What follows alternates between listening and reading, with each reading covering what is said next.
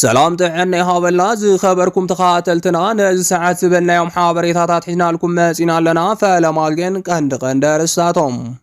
إيرترا تأمونغو تقراين إيرتران كارس أنحس امدوستسن يركبنا إيرتران ناي تقراين سوات لومي آبزل على درجة مبسوحو قليسام بقيتاچو ردا زمراح ودب حوحات كسابع جين حادش بوليتيكاو بارتيز وصلنا يسيامي የለን ክብል ሓቢሮም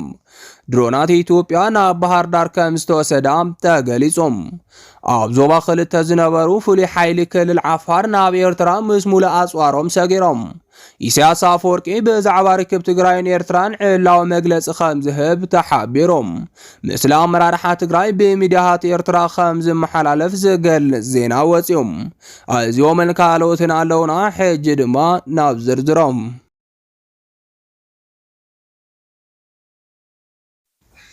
ኤርትራ እታ ሞንጎ ትግራይን ኤርትራን ክካየድ ጸንሐ ጽምዶ ዝተሰነየ ርክብ ናይ ኤርትራን ናይ ትግራይን ሰባት ሎሚ ኣብ ዝለዓለ ደረጃ ምብጽሑ ገሊጻም ኤርትራ ሚዲያታት በፍላይ እተና ሻዕቢያ ደገፍት ምዃነን ዝነገረለ ሚዲያታት ሎሚ ካብ መንግስት ኤርትራ ሰበር ዜና ተጸበዩ ክብላ ይገልጻሉ መንግስት ኤርትራ እት በአወል ስዒድ ተጀሚሩ ምስ ናይ ትግራይ አክቲቪስታት አመራርሓን ካልኦት ወኪላትን ምስ መዘነኦም ናይ ኤርትራ ሰባት ክግበር ጸንሐ ርክብ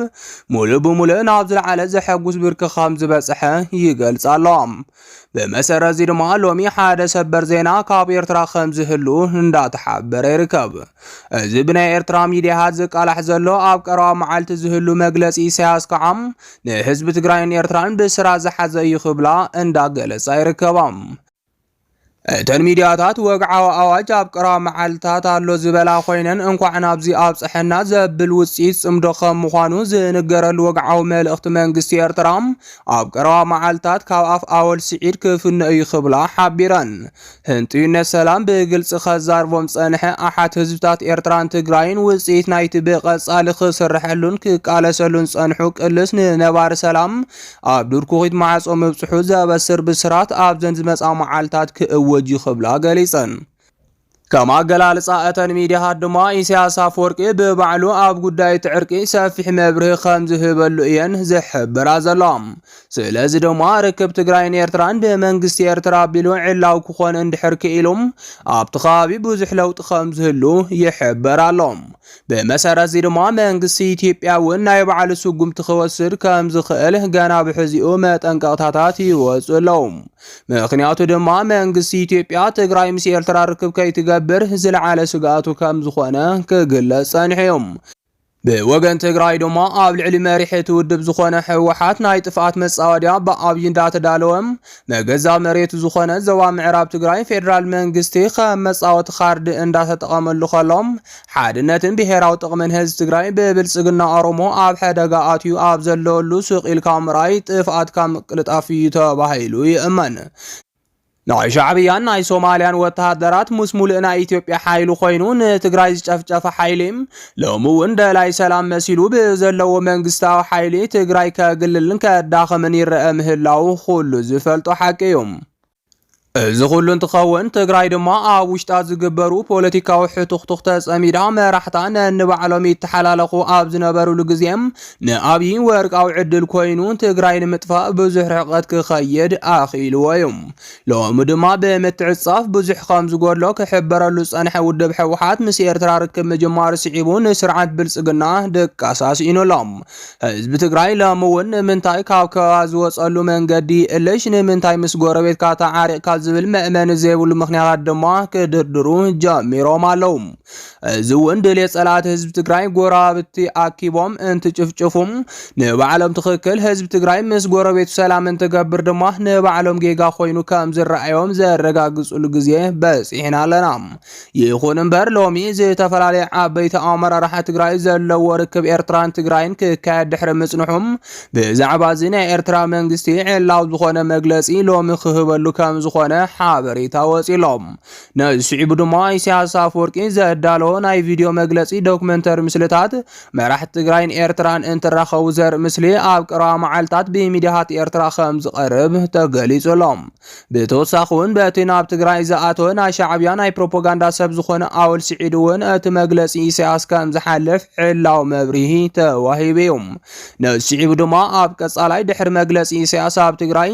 ኣብ ኢትዮጵያን ኤርትራን ብሓፈሻ ኣብቲ ከባቢ ሰፊሕ ኣጀንዳን ዕላው ኣሰላልፋን ከም ዝፍጠር እንዳተገለጸ ይርከብ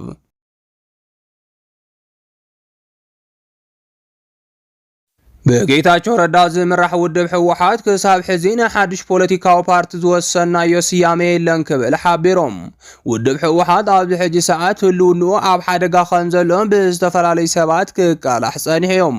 ምክንያቱ ድማ እቲ ውድብ ብቦርድ መረፃ ኢትዮጵያ ክምዝገብ ጻውዒት ዝቐረበሉ ኮይኑ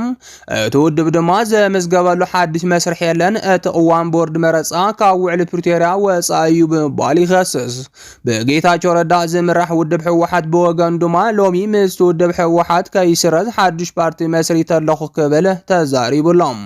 ይኹን እምበር እቲ ሓድሽ ፓርቲ በቲ ሎሚ ዝቃላሕ ዘሎ ትግራይ ሊበራል ዲሞክራቲክ ፓርቲ ዘይኮነስ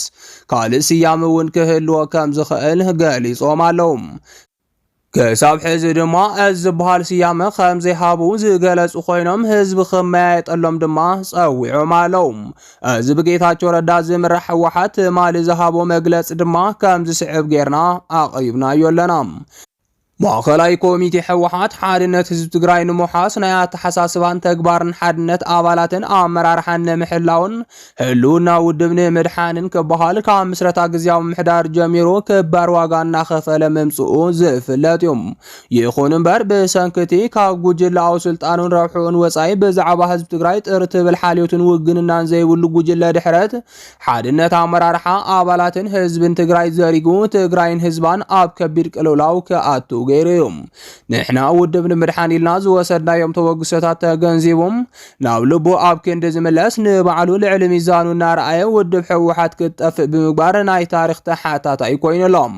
እዚ ዕድል መሊኡ ቅድሚ ምፅንቃቑ 10 ሚያዝያ 2017 ዓ.ም ዘቕረብናሉ ናይ መወዳእታ ጻውዒት እውን ብልሙድ ብድዐ ጸማም እዝኒ ሂብዎ ሓሊፍ እዮም ነዚ ስዒቡ ዝመጽእ ተሓታታይነት ሙሉእ ብሙሉእ ዝወስዶ እዚ ሕጋዊ ጉጅለን መላፍንቱን ምዃኖም እውን ብእዋኑ ዕላው ጌርና ኢና ህልውና ውድብ ሕወሓት ሙሉእ ብሙሉእ ኣብ ሓደጋ ምውዳቑ ብዝግባእ ዝተረድአ ናይ ለውጢ ሓይሊ ዝተጀመረ ናይ ለውጢ ጉዕዞ ናብ ዝሓሸ ብራኸ ክሳብ ክምባል ዘኽእሎም ምድላዋት ገይሩ ናብ ሓድሽ ናይ ቃልሲ ምዕራፍ ክኣቱ ተገዲዱሎም ነቲ ብህዝቢ ትግራይ ብፍላይ ድማ ብመናሰይን ምሁራትን ትግራይ ዝተወልዐ ቃልሲ ዝምጥን ውዳበ ፈጢሩ ቃልሱ አጠናኺሩ እንዳቀጸለ ይርከብ ኣብ ቀረባ እዋን እውን ፕሮግራሙን መተሓዳደሪ ደንቡን ንኣመራርሑ ኣባላቱን መላእ ደገፍቱን ዕላው ክገብር እዩ ፕሮግራሙ መተሓዳደሪ ደንቡን ኣመራርሑን ናብ ጉባኤ ቀሪቦም እውን ብዕሊ ክጸድቁን ብብሔራዊ ቦርድ መረፃ ኢትዮጵያ ኣፍልጦ ተዋሂቦም ብሕጊ ክምዝገቡን እናተሰርሐ እዩ ክሳብ ሽዑ ብዝተፈላለየ ኣካላት ዝቐርቡ ሓሳባት ሽምን ኣርማን ሓዊሱ ናይ ዝተፈላለየ ኣካላት ሓሳባት እናማዕበለ ዝቕጽል ምዃኑን ውዱኣት ዕልባት ዝተገበረሎም ከም ዘይኮኑ በዛ ኣጋጣሚ ክንሕብር ንፈቱም ኣብ ምጥያስ ዝርከብ ሓድሽ ውድብና ብዝምልከት ብዝተፈላለየ መንገድን ዝቐርቡ ሃነፅቲ ሓሳባት ንምትእንጋድ ድልዋት ምዃና በዛ ኣጋጣሚ እናረጋገጽና ነዝተባሂሉ ዝተጣየሸ ኮሚቴ መጽናዕትን ምትእኻብን ሓሳብ እውን ካብ ዝተፈላለዩ ኣካላት ዝቐርቡ ሓሳባት እናወደበም ኣብ ረብሓ ንምውዓል ከም ዝሰርሕ ክንሕብር ልፈቱ ክብል እቲ መግለፂ ይሕብር መላእ ኣብ ውሽጥን ኣብ ዝተፈላለዩ ክፋላት ዓለምን እትርከብ ደላይ ለውጢ ዝኾንካ ህዝብና ብሓፈሻም መናእሰይን ምሁራትን ትግራይ ከዓ ብፍላይ እቲ ብህግዋን እቲ ምነይዋን ትግራይ ንምግሃድ ዝጀመርናዮ ቃልሲም ብእውነ ተረዲእኹም ኣብ ጎኒ እዚ ናይ ለውጢ ሓይሊ ክትስለፉ እናፀዋዕናም ናይዚ ብዓይነቱ ፍሉይ ዝኾነ ናይ መጻኢ ትግራይ ዴሞክራሲያዊ ፓርቲ ኣባላት ንምዃን መዓዝን ኣበይን ክትምዝገቡ ከም ዘለኩም ብቐጻልነት ስለነፍልጠኩም ክሳብ ሽዑም ብትዕግስቲ ክጽበዩ ኢና ንሕበር ብምባል ብምባል ጻውዒት ገይሮም ኣለው። ብኻልእ ዜና ድማ ካብ ዓፋር ክልል ሎሚ እውን ሓደ ሰበር ዜና ከም ዝተሰምዐ ተሓቢሮም። ኣብ ክልል ዓፋር ሕንፍሽፍሽ ከም ዘሎ ዝተሓበረ ኮይኑ ኣብ ሓደ ዞባ ዝነበሩ ፍሉይ ሓይሊ እታ ክልል ሓደ ትጽቢት ዘይተገበሮ ተግባር ከም ዝፈጸሙ ይግለጽ ኣሎ። ቅድሚ ሕዚ ሰበስልጣናት ክልል ዓፋር ናብ ኤርትራ ክሰግሩ ምጽንሖም ክንገልጽ ምጽናሕና ዝፍለጥ እዩ። ሎሚ ድማ ፍሉይ ሓይሊ እታ ክልል ነቶም ሰበስልጣናት ተኸቲሎም ናብ ኤርትራ ምስጋሮም ድማ ተሓቢሩሎም። ኣብ ክልል ዓፋር ኣብ ዞን 2 ዝነበሩ ኣባላት ፍሉይ ሓይሊ ክልል ዓፋር ምስ ዕጥቆም ሎሚ ካብ በረሓለም ናብ ሰራዊት ኢብራሂም ዑስማን ዓልዩ ተጸንቢሮም ኣለው። ብዙሓት ተወለድቲ ዓፋር ንተለኣኺ ብልጽግና ኣውል 40 ናይ ተቃውሞ እምቢታ ካብ ዝሓለፈ ጾም ረመዳን ጀሚሮም ክገብሩ ምጽንሖም ዝፍለጥ ኮይኑ ሎሚ ድማ ሰበስልጣናት እታ ክልል ድሕሪ ምስጋሮም ሰራዊቶም ምስ ሙሉእ ኣጽዋሮም ድማ ተደጊሞም ኣለው።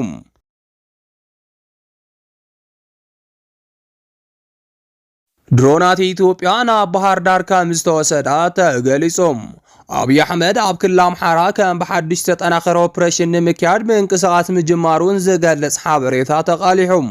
ከም ዝፍለጥ ንኣዋርሕ ዝቐጸለ ኦፕሬሽን ኣብ ልዕሊ ጡቓት አምሓራ ክካየድ ምጽንሑ ዝዝከር እዩ። ይኹን እምበር እዚ ክካየድ ጸንሐ ኦፕሬሽን ኣብዚ ሕጂ ሰዓት ክንደቲ ዝድለ ለውጢ ከም ዘየምጽአ ይፍለጥ። አብይ አሕመድ ምስ ጀነራላት ኢትዮጵያ ዘካየዶ ገምጋም ድማ እቲ ዝተኻየደ ኦፕሬሽን ውጽኢቱ ኣዝዩ ትሑት ምዃኑ ኣብ መደምደምታ በጺሖም ኣለው። ስለዚ ድማ ብሙሉእ ዓቕሚ እቲ ኦፕሬሽን ንኽቕጽል ኣብ ስምምዕ ዝበጽሑ ኮይኖም ናይ ሓይሊ ኣሰላልፋ እውን ከም ዝገበሩ እንዳተገለጸ ይርከብ። በዚ መሰረት እውን ሓደሽቲ ኣጽዋርን ወታደራትን ናብ ክልል ኣምሓራ ብብዝሒ ከኣቱ ተገይሮም ኣለው። ሎሚ ዝተቃልሐ ፍልይ ዝበለ ሓበሬታ ከም ዘመላኽቶ ድማ 3 ድሮናት ኣብይ ካብ ደብረ ዘይቲ ናብ ባህር ዳር ከም ዝተወሰዳ ተሓቢሩሎም። ዋና ዓላማ ናይዚ ድማ ኣብ ልዕሊ ፋኖ ኦፕሬሽን ንምክያድ ንምሕጋዝ ዝዓለመ ምዃኑ ተገሊጾም። ከም ዝፍለጥ ዕጡቓት ፋኖ ምስ መከላኸሊ ሰራዊት ኢትዮጵያ ኣብ ዝገብርዎ ውግእ ጥቃዓት ብምፍጻም ናብ ጫካ እንዳሃደሙ ከም ዝነበሩ ይፍለጥ። እዘን ኣብ ባህር ዳር ዝተለኣኻ ድሮናት ድማ ኣብ ጫካታት ኣምሓራ ንዝተሓቡ ዕጡቓት ፋኖ ንምውቃዕ ዝዓለማ ምዃነን እንዳተገለጸ ይርከብ። ዝኸበርኩም ተኸታተልትና ነዚ ሰዓት ዝበልናዮም ሓበሬታታት ነዚኦም ይመስሉ ነይሮም። ንምክትታልኩም ካብ ልቢ ነመስግን።